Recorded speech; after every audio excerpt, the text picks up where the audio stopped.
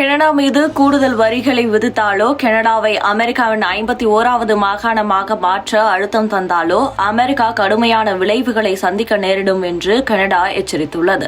அமெரிக்காவிற்கு அனுப்பப்படும் அனைத்து விதமான மின்சாரம், எரிபொருளையும் நிறுத்துவோம் என்று கனடா தெரிவித்துள்ளதாக கூறப்படுகிறது.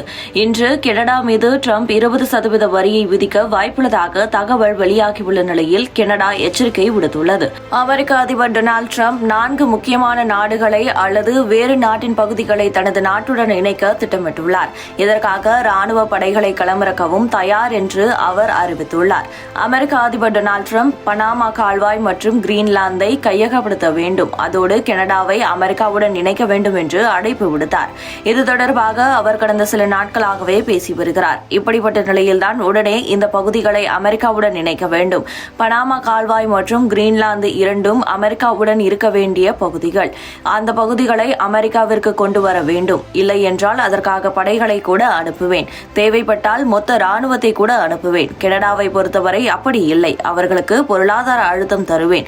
மெக்சிகோ அமெரிக்காவின் ஒரு அங்கமாக இருக்க வேண்டும். செஸ் விளையாடுவது போலதான். இவர்களுக்கும் பொருளாதார தடை உள்ளிட்ட அழுத்தங்களை கொடுப்பேன். அவர்கள் அமெரிக்காவின் புதிய மாகாணங்களாக மாற வேண்டும் என்று கூறியுள்ளார். கனடா பிரதமர் ஜஸ்டின் ட்ரூடோ ராஜினாமா செய்த நேரம் பார்த்து கனடாவை அமெரிக்காவுடன் இணைக்கும் முயற்சியை மீண்டும் மேற்கொண்டுள்ளாராம் அமெரிக்க அதிபர் டொனால்டு ட்ரம்ப். கனடாவில் அரசியல் சிக்கல் நிலவி வரும் நிலையில் ட்ரம்ப் மீண்டும் இந்த முயற்சியில் இறங்கியுள்ளாராம். அமெரிக்காவின் எரிபொருளை நம்பி நாங்கள் இல்லை, கனடாவின் எரிபொருளை நம்பிதான் அமெரிக்கா இருக்கிறது. அப்படி இருக்க அமெரிக்கா எங்கள் மீது கூடுதல் வரியை விதிப்பது சரியாக இருக்காது. அப்படி விதிக்கும் பட்சத்தில் கனடாவின் எரிபொருள் அவர்கள் வாங்க முடியாது. மாறாக ரஷ்யாவிடம் எரிபொருள் வேண்டுமானால் வாங்கிக் கொள்ளலாம். சீனா, வெனிசுலா போன்ற நாடுகளிடம் வேண்டுமானால் எரிபொருள் வாங்கிக் கொள்ளலாம். எங்கள் மீது 25% வரி விதிக்கும் பட்சத்தில் நாங்கள் அமெரிக்காவிற்கு எரிபொருள் வழங்க மாட்டோம் என்று கனடா அறிவித்துள்ளது. கனடா மீது கூடுதல் வரிகளை விதித்தாலோ, கனடாவை அமெரிக்காவின் 51வது மாகாணமாக மாற்ற அழுத்தம் தந்தாலோ அமெரிக்கா கடுமையான விளைவுகளை சந்திக்க நேரிடும் என்று கனடா எச்சரித்துள்ளது. அமெரிக்காவிற்கு அனுப்பப்படும் அனைத்து விதமான மின்சாரம், எரிபொருள்களையும் நிறுத்துவோம் என்று கனடா தெரிவித்துள்ளதாக கூறப்படுகிறது.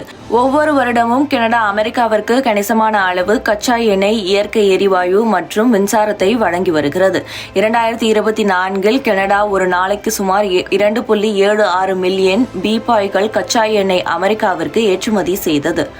இது அமெரிக்கா கச்சா எண்ணெய் இறக்குமதியில் 60% ஆகும். அந்த அளவிற்கு அமெரிக்கா கனடாவை நம்பியுள்ளது.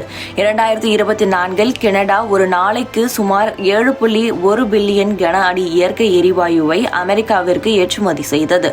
அது அமெரிக்கா எரிவாயு இறக்குமதியில் குறிப்பிடத்தக்க அளவாகும். 2022 ஆண்டில் கனடா சுமார் 53 டெராவாட் மின்சாரத்தை அமெரிக்காவிற்கு ஏற்றுமதி செய்தது. கணக்குப்படி பார்த்தால் மின்சாரம், கச்சா எண்ணெய், இயற்கை எரிவாயு என்று அனைத்திற்கும் கனடாவையே அமெரிக்கா நம்பியுள்ளது.